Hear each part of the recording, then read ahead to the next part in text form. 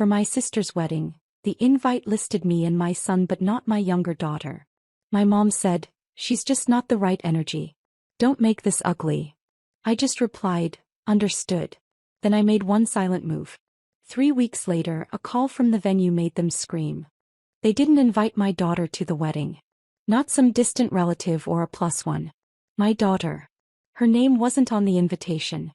My sister Julia made it crystal clear who mattered and who didn't when that glossy, overpriced envelope showed up. Gold foil lettering. Ridiculous calligraphy. I opened it in the kitchen while Ava was upstairs, playing dress-up in the sparkly shoes she begged me to let her wear for the big day. Inside the envelope was the invite. "You are cordially invited to the wedding of Julia Rose Bennett and Adam Clark Hayes." Under that, invited guests, Chloe Bennett and Maxwell Bennett. I read it twice. 3 times. There was no way this was real. Max is my 11-year-old. My calm, quiet kid who keeps to himself and says please and thank you. Of course he made the list. But Ava had not even mentioned.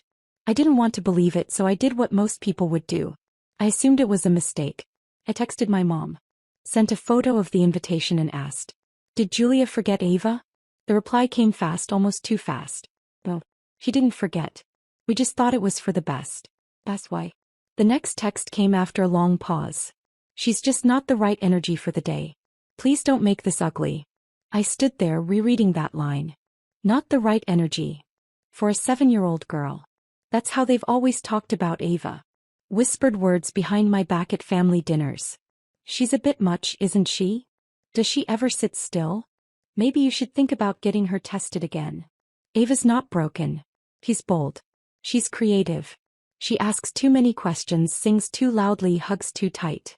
She's fire and light in a world full of cold, dim people." And they decided she wasn't good enough for the pictures. I didn't respond right away. I walked upstairs and peeked into her room. She was sitting on the floor, brushing her doll's hair, whispering about how excited she was to see Aunt Julia in her princess dress. That moment snapped something in me. I went back downstairs. Typed one word. Understood. I didn't argue. I didn't ask again. I didn't even tell Ava. She kept talking about the wedding for days after, not knowing she wasn't wanted there. I didn't have the heart to break it to her, not yet. But I was done being quiet. They thought I'd just swallow it like I've swallowed everything else for the last 10 years. Like when Julia made that comment about Ava being a wild card during our last vacation. Or when my mom said I was too defensive every time I stood up for my daughter. They thought I'd keep the peace. Keep my mouth shut. Let them humiliate my child while I smiled through it. Instead, I opened my laptop. The venue was some high-end estate they booked over a year ago. Julia had posted pictures of it non-stop. String lights in the courtyard, a fountain, rustic barn vibes with white roses and fake mason jars pretending to be charming. I knew the date, the time, and every vendor she tagged in her stories. I made a list. Venue. Caterer. Photographer. Forest. Rentals. Band. Then I made the first move. I didn't rant. I didn't tell anyone what I was doing. I just made one quiet phone call. To the venue. I wasn't dramatic. I wasn't emotional. I was smart. Calm. Calculated. I asked the right questions. Said the right things. Dropped a piece of information I knew they wouldn't ignore. Something I found in the fine print of their contract that I was certain my sister hadn't read. They thanked me. Said they'd look into it. And I waited. The thing about people like Julia and my mother is that they're always so sure they're the smartest ones in the room. They believe control is theirs by default. They had no idea what they'd started. They didn't just exclude a little girl from a wedding. They declared war. 3 days after that phone call, I got a message from a blocked number. I didn't answer it, but the voicemail was from the venue. They said they needed to speak with the bride or her representative immediately about a compliance issue regarding the event date. I didn't return the call, obviously. It wasn't for me. But I knew what it meant. I'd found the clause buried in their contract. Something about updated fire permits being required for events over 150 guests in that specific hall. The cap had changed 6 months ago. Julia's guest list was 184. She had posted the table layout in one of her Instagram story countdowns. I counted the names. And I knew she hadn't applied for the updated clearance. The venue wouldn't cancel right away. But they'd stall. Ask for documentation. Threaten delays. Maybe even suggest a shift in rooms or guest count. Which, for someone like Julia, was the equivalent of telling her the wedding was being held in a parking lot. Still, that was just the beginning. Over the next week, I worked after bedtime. Max thought I was doing work emails. Ava asked if I was shopping for the wedding. I told her yes, and my stomach turned a little when I did, but I stayed focused. The caterer was next. I reached out anonymously to inquire about a supposed allergy violation during a previous event. I didn't accuse anyone of anything. I just said I had concerns about their labeling after someone had a reaction. That's all it took. They froze. Told Julia they needed to review their procedures before confirming final menus. She posted a cryptic story a few days later. A black screen with white text. People are exhausting. Just let me enjoy my moment. I smiled. Then came the band. Easy target. The lead singer had a private Facebook account, but his photos weren't locked. It took me 2 minutes to find a Halloween picture of him 3 years ago in blackface. One anonymous email to the venue coordinator with a screenshot, asking if that aligned with their values. 2 days later, Julia was suddenly reconsidering entertainment options. She kept posting vague updates. So sick of vendors acting unprofessional. Nothing ever goes smoothly, huh? Meanwhile, the group chat with my mom and a few cousins was blowing up. She was blaming everyone but herself. Of course she was. She didn't suspect me. Not even a little. In her eyes, I was the mature one, the one who always kept her mouth shut and kept things from getting messy. But this time I wanted messy. Because this was never just about a wedding. This was about how they treated Ava like she was disposable. Like she was an inconvenience instead of a person. They could pretend all they wanted that it was about keeping the day calm or avoiding disruptions. But what they really meant was, don't bring your loud, beautiful little girl who doesn't know how to shrink herself. So fine. I gave them disruption. Just not in the way they expected. But the real move, the one that would break everything wide open, was still coming. The morning after Julia's bridal shower, I got a call from a number I did recognize. The venue. And this time I knew why they were calling. The storm had arrived. The call from the venue came at 9:13 a.m. on a Monday. Julia had spent the whole weekend posting pictures from her bridal shower. White balloons, champagne tower, everyone in beige except her. Ava saw one of the photos and asked if she was still going to get a sparkly cupcake at the wedding. I told her we'd bake our own after, just the two of us. When I answered the phone, the venue manager didn't even ask if I was Julia. He knew I wasn't. He asked if I could confirm that Julia Bennett had received the notice sent Friday. I told him I wasn't involved in planning. He sighed and said they were still waiting on the revised permit paperwork. Until then, the event was technically non-compliant, and without resolution, it could not proceed as scheduled. I thanked him and hung up. I didn't need to do anything else. The fuse was already lit. 30 minutes later, my phone lit up with a call from my mother. I let it go to voicemail. Then Julia called. Twice. Then again 5 minutes later. I didn't answer. I was at the park with Ava.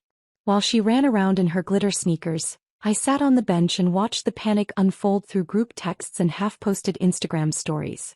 Julia ranted about incompetence, about deliberate sabotage, about someone trying to ruin her day. She demanded to know if anyone had leaked something to the venue or complained. She was spiraling. Good. That afternoon they held a family call.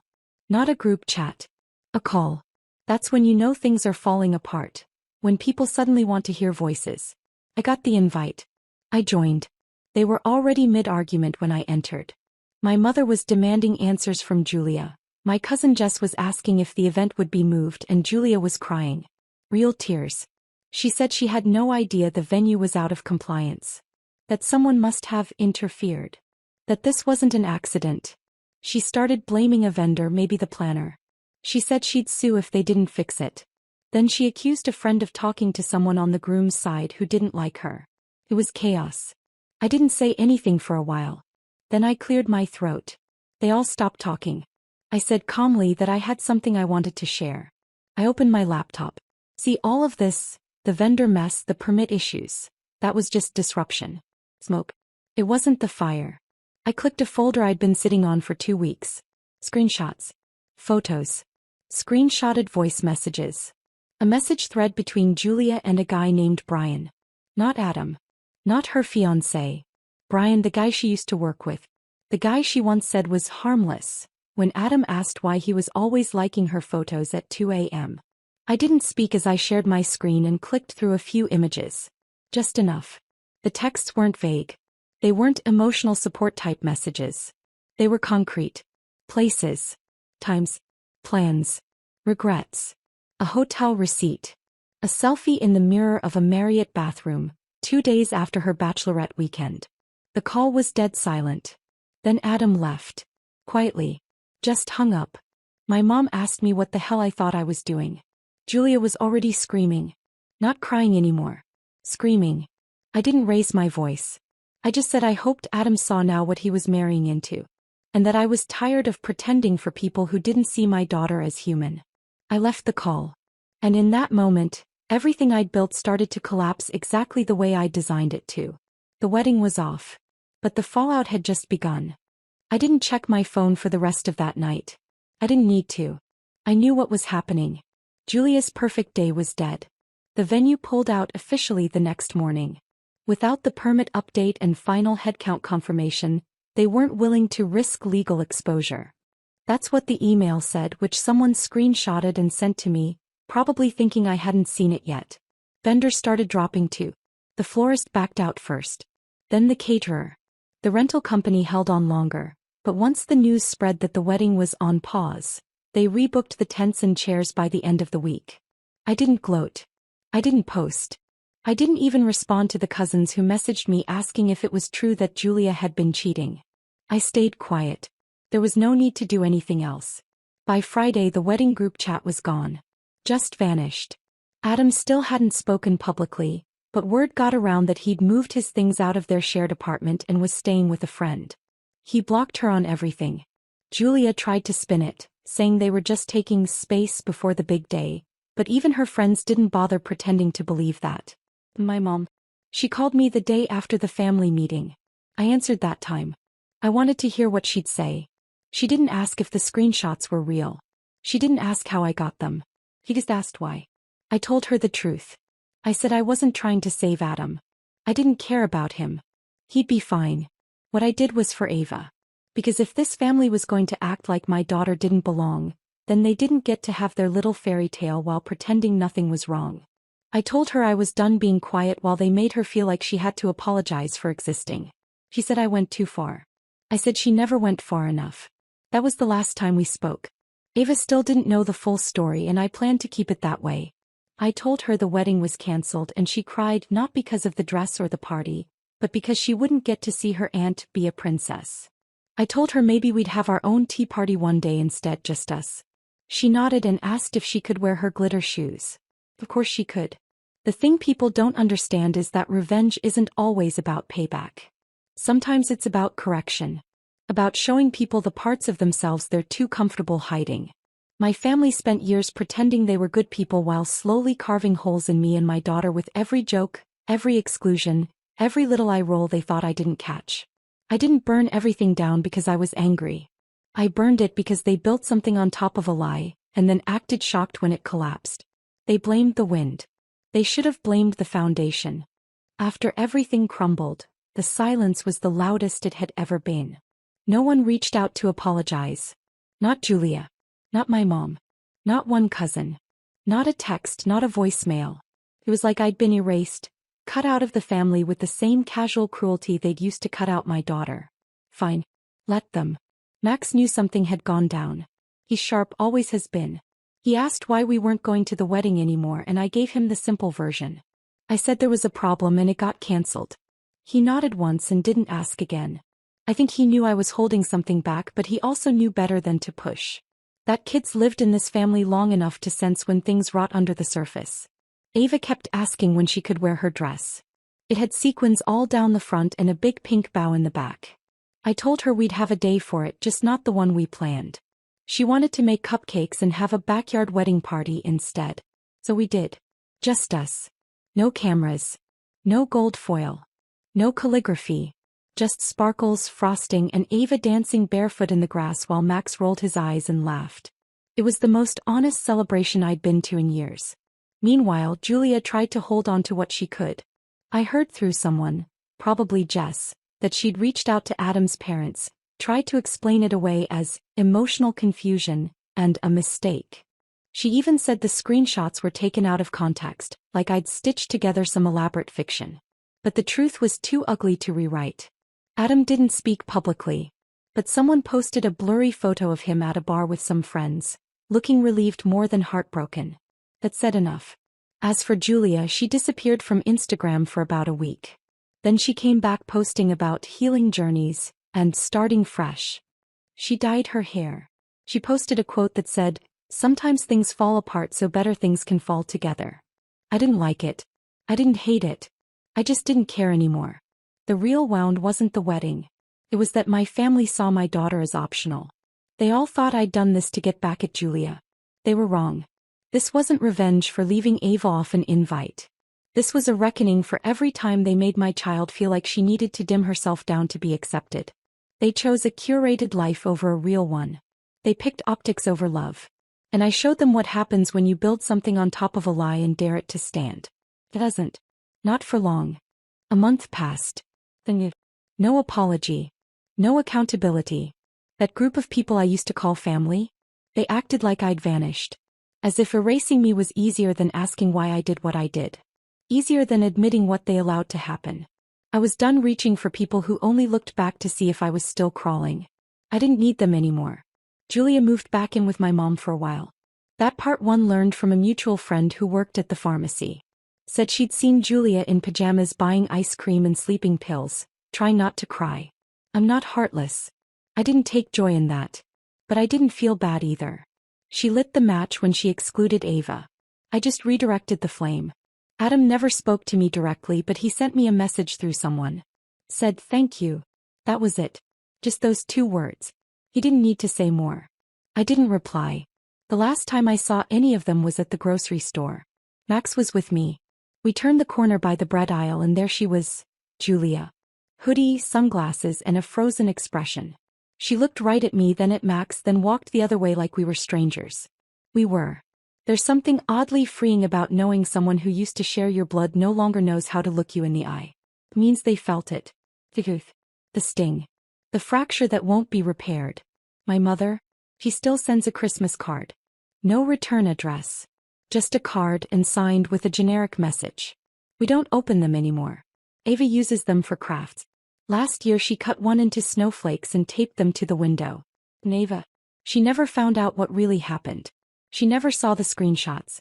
Never heard the screaming on that family call.